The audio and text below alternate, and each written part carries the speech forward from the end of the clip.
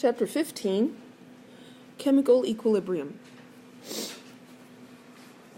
So I've talked about dynamic equilibrium.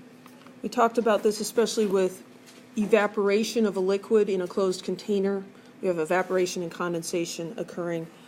Dynamic equilibrium in general just involves two opposing processes. So two processes that are opposite of each other. So it's somewhat like a busy freeway.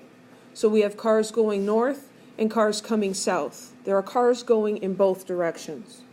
In an equilibrium, you've got those two processes occurring at the same rate. So there's a lot of change happening, but overall, at each end, it's the same. So if the rate of, or if the number of cars going north is the same as the number of cars going south in the period of time, then the number of cars at each end of the freeway doesn't change. They're different cars, but the same number. It's like the busy airport in the middle of the day. You've got people coming in, you've got people leaving. If the rate of arrival and departure is the same number of people in the airport. But they're not the same people. It's just the same number of people. There's constant turnover.